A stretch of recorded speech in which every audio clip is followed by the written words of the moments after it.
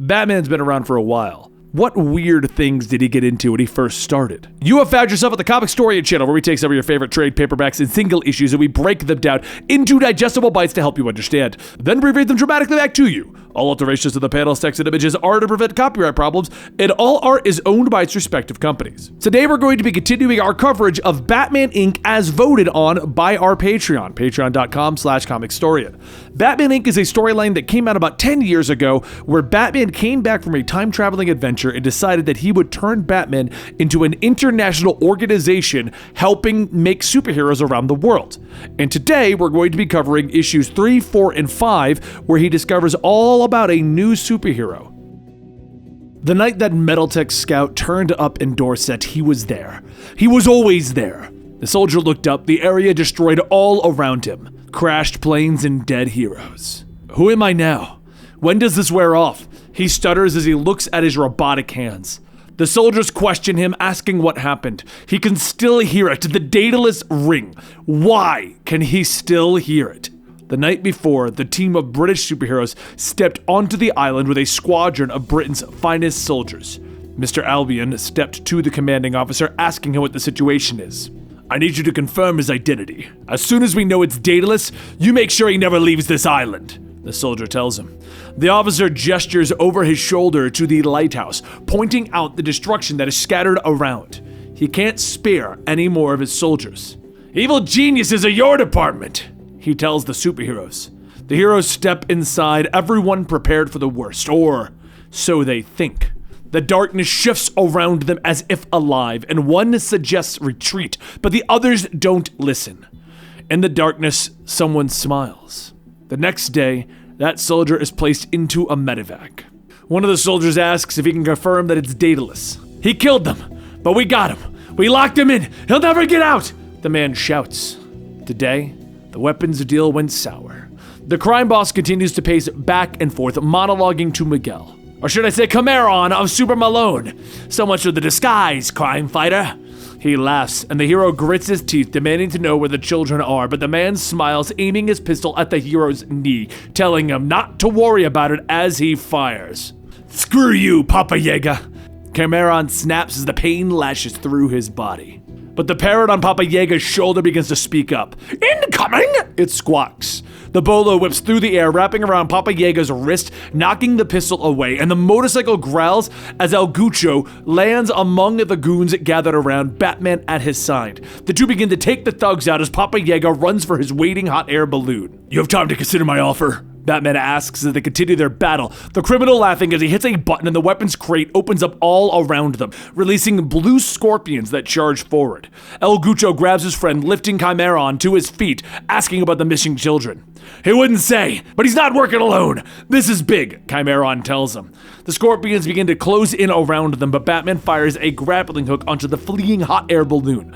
As the blue scorpions explode, the three heroes pull themselves onto the balloon with Papa Yaga preparing to fire his cane gun at the heroes as the parrot speaks up again, trying to warn its boss about the blue scorpion on his back. The creature still then bites down and Papa Yaga recoils in pain, tumbling out of the balloon. He took the name of his boss with him! Chimeron moans to his friends, but the parrot is still in the balloon, beginning to squawk. Ouroboros, boss! Ouroboros! The next day, Don Santiago Vargas finishes another spectacular horse race. He greets his adoring crowd, signing autographs to any who ask.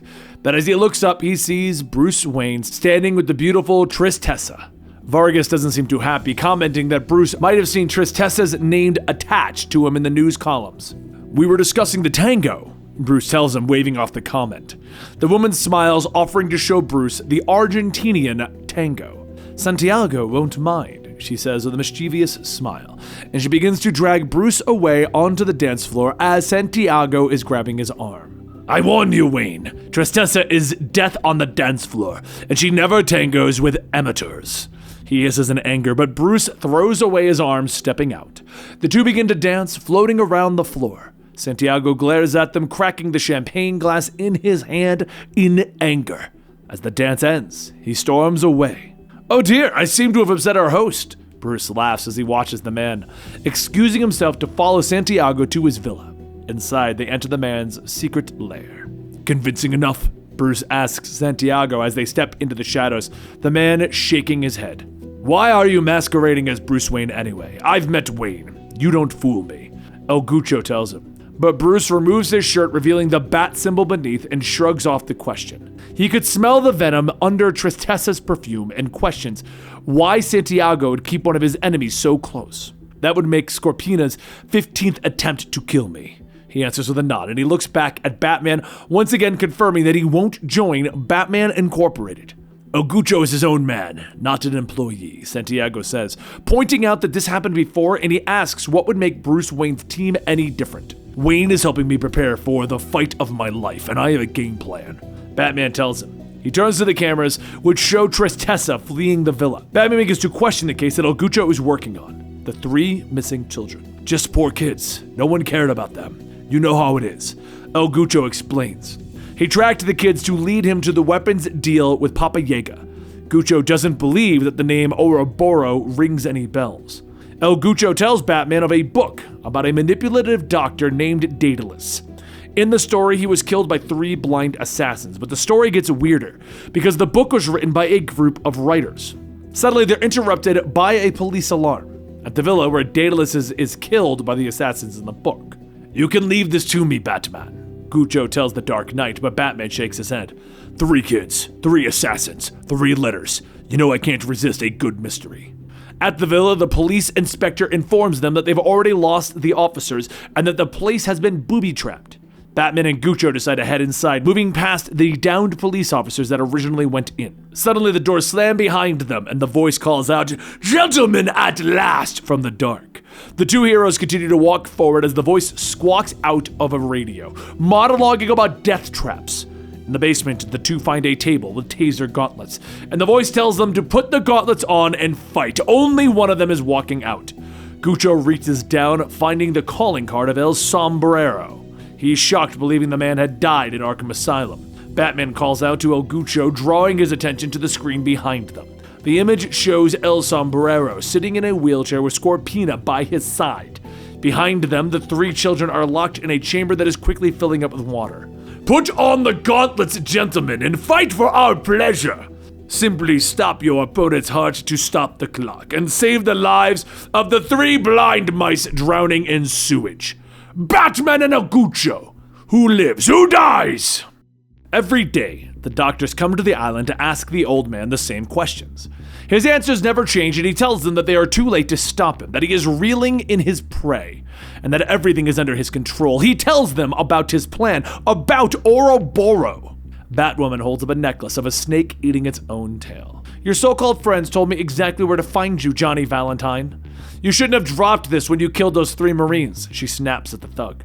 He turns, spraying her with a green liquid, and he turns to run. She gives chase, but is shocked to discover that she is in Kane's Colossal Carnival, the carnival founded by the first Batwoman, the woman that ran the carnival before working for the intelligence agency Spiral. Back with El Sombrero's death trap, though, the villain asks Guccio if the lives of 3 poor children who had no future are worth more than the life of El Guccio.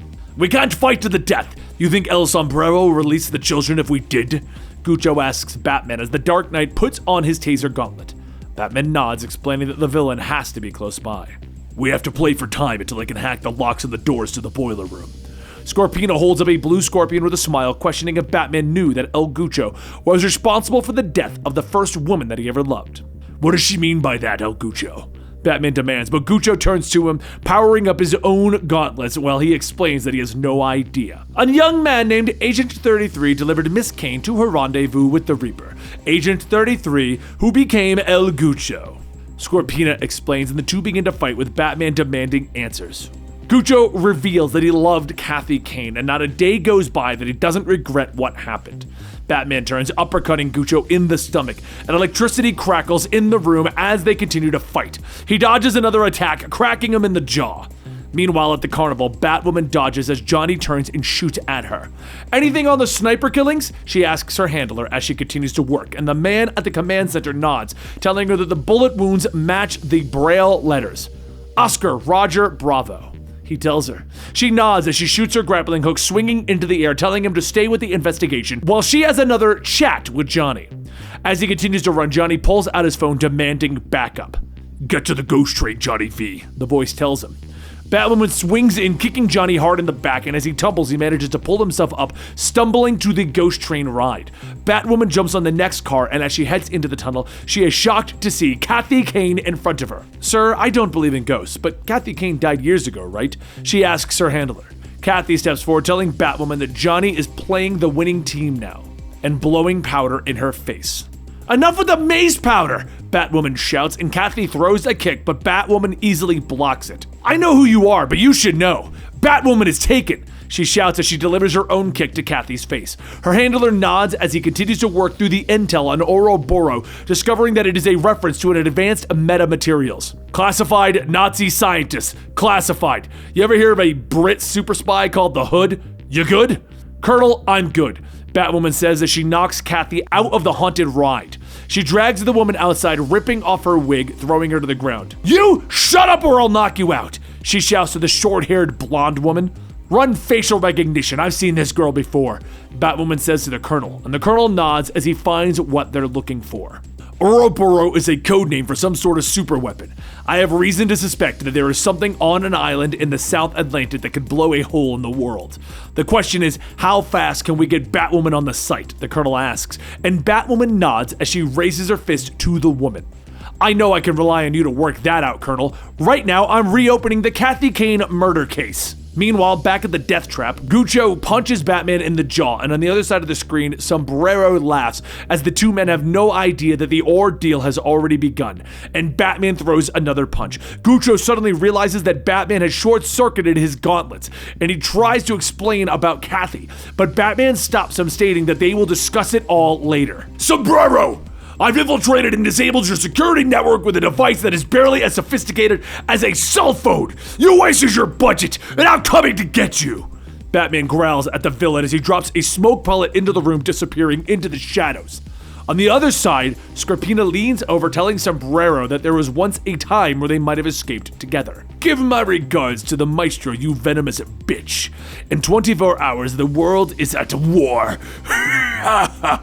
Sombrero wheezes at her, but as the woman leaves, Sombrero watches the screen before him. "You shouldn't have brought Kathy Kane into this. Kathy Kane made it personal." Batman growls, and Sombrero's eyes widen as the Dark Knight appears behind him, the taser gauntlets crackling with energy. Outside, the police and the paramedics continue to clean up the scene, and inside, Guccio glares at the slumping Sombrero. "Who are you working for?" he shouts as he hits the man again, but the villain laughs, telling the pair that he has worked for the greatest of them all. And finally, Batman pulls the man away. "Leave him to the law. The children are safe. Scorpina's leading the dance, and we need to follow her." It was a long time ago that Herr Netz first discovered Ouroboros. He told his findings to Adolf Hitler, informing the Fuhrer that he who controlled the treasure would become the master of the world. Hitler sent the man to England, hoping to discover the weapon's secrets, and it was there that Netz was captured by the British, who had no problems working with the man that could provide them the ultimate weapon. Of course, eventually Netz would exploit and betray his new masters. He would begin to work solo, eventually emerging from secret in Argentina to head the United Nations Spiral Agency. It was then that he took his new name from an old book, Dr. Daedalus. The old man laughs as he tells his doctor his mind isn't what it used to be, but he holds up a note. "You promised that you would deliver this message to my daughter. You promised to stop me if I ever began to repeat myself like a crazy old fool." The doctor nods as he takes the note. "Herr Netz, I'll do what I can. Please stay under my umbrella and tell me again about Ouroboros." The jet banks sharply as it lands near the island with the lighthouse, and piloting it is the Hood, master super spy for the British government. He ejects, allowing his parachute to open and take him through the rainy night, and he lands lightly on the island, quickly taking cover behind some rocks, but he's not alone. "Deodorant tells me you're female. 5'10", by the sound of your breathing," he tells her, drawing his weapon, finding Batwoman standing before him. "Ha! Queen of the bloody vampires, I like it, but don't move," he tells her. She smiles, ordering him to lower his gun, or an orbital laser that is covering her will shoot him in the spine. "Batwoman, nice to meet you," she finishes with a smile. The Hood nods as he stands motioning with his gun. "One of his lot. It's all non-lethal, by the way." There's something about a statuesque goth redhead in leather that I somehow instinctively trust, so I'll give you the benefit of the doubt. I know who you are. The Colonel nods, telling Batwoman that she found their man. George Cross, Maverick Special Agent. The Hood nods as he holsters his weapon. The Hood when I'm working. Her Majesty's Super Secret Service at your service, he says with a slight bow. They shake hands, but Batwoman explains that she's investigating why 3 Marine officers were killed on their way to the island and how the UK and Argentina are about to go to war over it. The Hood nods, explaining that the last time someone tried to come to this island, an entire UK super team was taken out. We're about to face off with one of the most dangerous old men that has ever lived. And that's where they keep him, the Hood says as he motions to the lighthouse in the distance. Batwoman nods, asking about the super secret weapon that is the real prize, the thing that both countries really want. There's no real keeping that a secret anymore, and anyway, Batman doesn't use military support, so who the hell are you, Mrs.? The Hood asks her as they head into the energy barrier that blocks the island. As they both turn, seeing a swarm of blue scorpions heading towards them. Suddenly, running in silent mode, the bat plane appears overhead, hitting all the scorpions with an electrical shock that disables them. Batman appears behind them, throwing the 2 heroes to the ground as an energy blast hits the rocks behind them. Okay, you don't look like the Batman I've met before. Are you one of the Batman Inc. guys? Batwoman says as she turns to Batman. Original Batman. Take cover. Batman tells her. El Guccio throws his bolo, forcing Scorpina away as the others all begin to get up and take cover behind the downed helicopter. Apologies, sir. We met once before and it meant a great deal. Batwoman tells Batman. Obviously.